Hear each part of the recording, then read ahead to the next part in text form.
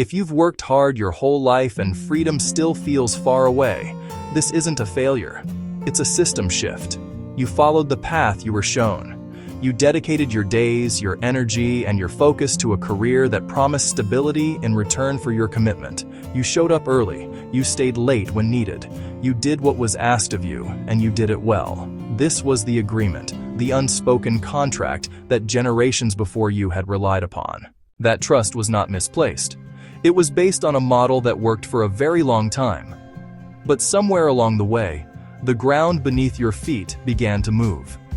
The changes were subtle at first, almost imperceptible, like a slow tide turning. You might have felt it as a vague sense of unease. Perhaps a colleague was let go unexpectedly. Maybe the pension plan was replaced with something less certain. You saw younger people coming in with different skills and different expectations. You did what you were told. You stayed loyal.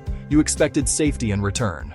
Many people over 50 did the same thing. No grand announcement, no formal memo explaining the new terms of engagement. The world of work simply evolved, driven by technology, global competition, and a relentless pace of innovation. The very structure that once provided a clear and predictable ladder to success began to dismantle itself, leaving many seasoned professionals standing on a rung that led nowhere. The feeling of being left behind, or of running in place just to keep up, is not a reflection of your effort or your worth. It is the result of a profound, systemic transformation that has redefined the nature of a career. This is not a story about blame. It is not about pointing fingers at employers or lamenting the past. It is a story about understanding. It is about seeing the new landscape with clear eyes so you can navigate it with intention and with grace. More than that, this is a story about hope. The 9-to-5 workday, that familiar rhythm that has structured the lives of millions, was not born of nature. It was an invention, a solution designed for a specific time and a specific problem. Its roots trace back to the Industrial Revolution: factories, assembly lines, mass production. Companies needed a large workforce to be in the same place at the same time, performing synchronized tasks. An 8-hour day was a progressive reform, a hard-won victory by labor movements to limit the grueling 10 to 16-hour shifts that were once common. It created a predictable, manageable system for both the employer and the employee. This structure made perfect sense when work was largely physical and location-dependent. This model was built on standardization and efficiency. Everyone started at the same time. Everyone took lunch at the same time. Everyone went home at the same time. This predictability was the system's greatest strength. It allowed companies to scale and workers to build lives around a stable schedule. Families could plan dinners. Communities could organize evening events, traffic patterns, television programming. The 9-to-5 was more than a work schedule. It was the scaffolding upon which modern society was built. But this entire system was designed for a world that was fundamentally slower and more predictable than the one we live in today. It was built for large, stable industries where change happened over decades, not months. The skills you learned at 20 were often still relevant at 50. The company you joined was likely to be a pillar of the community for generations. The 9-to-5 model was not designed for the digital age gig economy speed of global communication, constant need to adapt and learn new things. It was a brilliant solution for its time, but that time has passed. The blueprint is now outdated. The world today operates on a completely different set of principles than the one that created the 9-to-5 job. The most significant driver of this change has been technology. The internet has dismantled the old workplace model. Mobile devices have dismantled the old workplace model. Cloud computing has dismantled the old workplace model. The pace of change in business has accelerated to dizzying speed. Entire industries can be reshaped in just a few years. Think of streaming services, video rental stores, online shopping, retail. A market leader one day can be struggling for survival the next. Businesses must be agile and lean. They can't maintain large, permanent workforces promised lifetime employment. Many companies now prioritize flexibility. They hire for specific projects, use contractors and freelancers, constantly restructure. Jobs have become more fluid and less permanent. Work gets deconstructed into tasks and projects that can be assigned, outsourced, automated. The role you were hired for 5 years ago may look completely different today, or it may not exist at all. The expectation is no longer doing the same thing for 40 years. Now you're expected to be a lifelong learner, constantly updating your skills, adapting to new tools, adapting to new challenges. The 9-to-5 system, rigid and slow, wasn't built for this speed and reinvention. The foundation of the traditional career path has developed deep cracks. The ladder has been replaced by a jungle gym. Movement can be sideways, diagonal, or downward before heading up again. For generations, there was an unspoken contract between employee and employer, a deeply ingrained cultural understanding. That contract was simple. You give us your time, your talent, your loyalty. We will give you a steady paycheck, benefits, and a secure place to work until you retire. This was the bedrock of the middle-class dream. It allowed people to buy homes, raise families, and plan for the future with a reasonable degree of confidence. Staying with one company for 20 years, 30 years, or even 40 years was seen as a sign of character and reliability. It was a source of pride. You were part of a corporate family, and you trusted that the family would take care of you. But in recent decades, that unspoken contract has been unilaterally rewritten by the forces of the new economy. It began with corporate downsizing in the 1980s and the 1990s, when even profitable companies began to lay off loyal, long-term employees to improve their bottom line and satisfy shareholder demands. The message, though often unspoken, was clear. Loyalty was no longer a shield. Your job was not guaranteed, no matter how hard you worked or how long you had been there. The focus shifted from long-term stability to short-term profits. This was a profound and painful betrayal for millions of workers who had kept their end of the bargain, only to find that the other side had changed the terms. Today, lifetime security is almost quaint. Mergers can make departments redundant overnight. A new CEO may not include your division. Technology can make your expertise less relevant.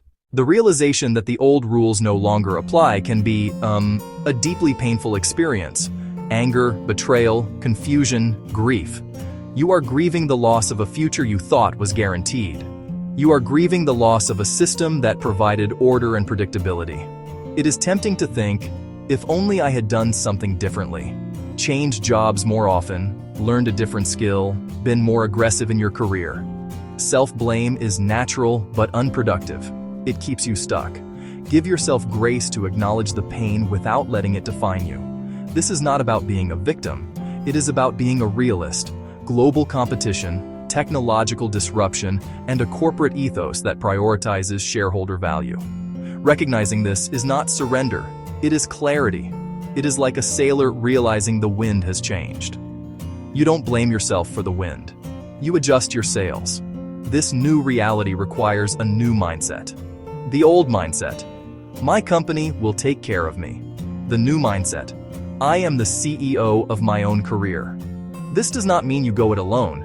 It means you are in the driver's seat, managing your skills, building your network, creating your own sources of security. Daunting, yes, but also empowering. You are no longer waiting for permission.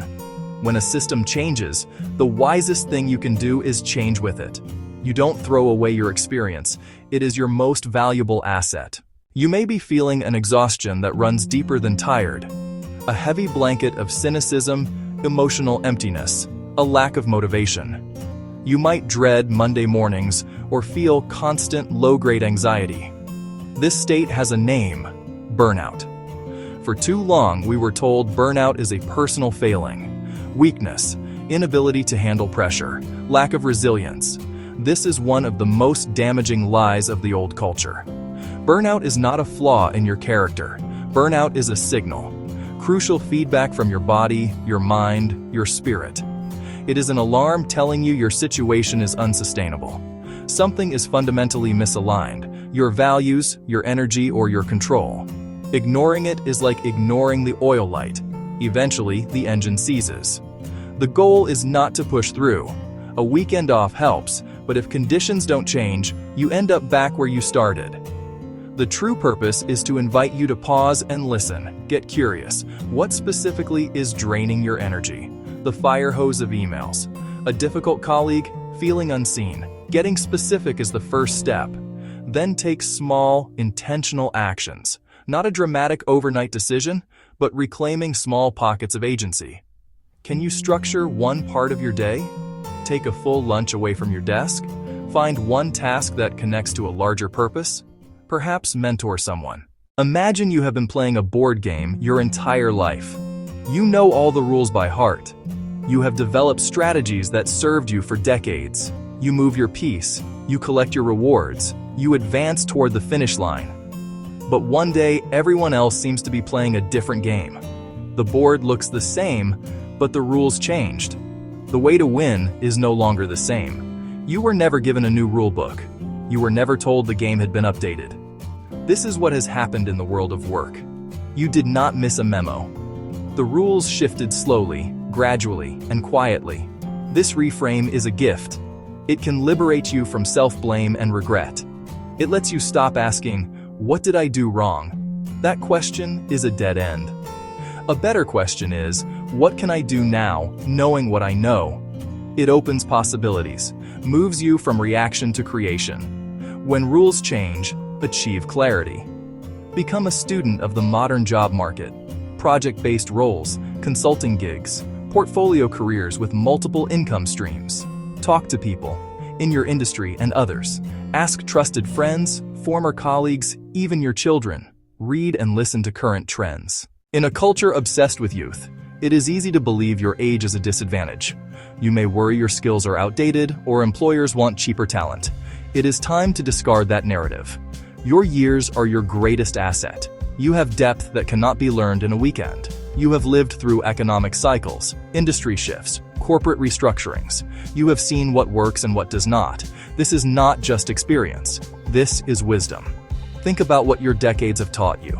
Negotiate relationships, build consensus, manage difficult clients, communicate with tact and diplomacy, intuitive problem solving, see the big picture, anticipate obstacles. You have cultivated resilience, handled crises without panic, and persevered through long, difficult projects. These are critical, high-value competencies. Learn to articulate your value. Don't list titles, tell stories. Think of moments where you made a difference. Frame them as case studies. Instead of managed a team of 10, say, I led a team through a major software transition. With clear communication and training, we finished on time and increased productivity by 15%. Concrete, measurable results are powerful and persuasive. Facing a new reality can feel overwhelming. You may feel pressure to make a huge change, which leads to paralysis. You do not need a 5-year plan. You need a starting point. Small, manageable, consistent steps build momentum. These small actions create a positive feedback loop. A little more clarity, energy, and courage each time. First, take one quiet hour for yourself. Find a place without interruptions. Take out a notebook and a pen. At the top, write, "My strengths." Think back over your career and life. Write every single thing you are good at, no matter how small. Are you a good listener? Do you stay calm in a crisis? Are you excellent at organizing information? Do you make people feel comfortable? For each strength, recall a specific moment you used it. This is not ego, it is evidence. You are building a case for your value. Second, list the skills you enjoy. Do you love solving puzzles? Teaching? Creating order from chaos? Pick one skill to refresh or deepen. This doesn't require a degree. Watch a few tutorials, read a recent book, take a free mini course. Dedicate 15 minutes a day. Small knowledge gains rebuild confidence. Third, have one low-pressure conversation. Reach out to someone you trust. Ask for their perspective. Don't ask for a job. Seek information and connection. Listen more than you talk. This moment is not an ending. It is not a sign your best years are behind you. It is a turning point, a bend in the road inviting you to choose with intention. The old map, the straight and narrow path to retirement, no longer represents the territory. That can be disorienting, but it is an invitation to become your own cartographer. Begin drawing your new map today, with one small, gentle line. You do not have to figure this out alone.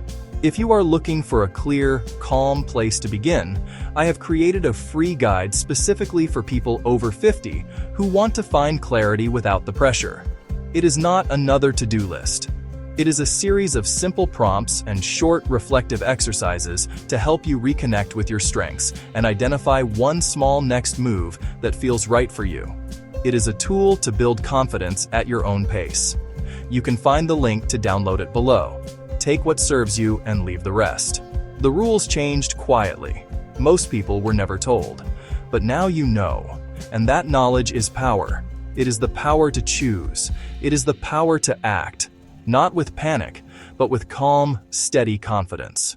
See your wisdom as currency. Refresh one skill. Have one conversation. Protect your energy. Speak to yourself with earned kindness. This is your time. You are not late. You are not behind. You are exactly where you need to be to begin. The world has changed, and so have you. Wiser, stronger, more resilient. All you have learned and endured has prepared you for this moment.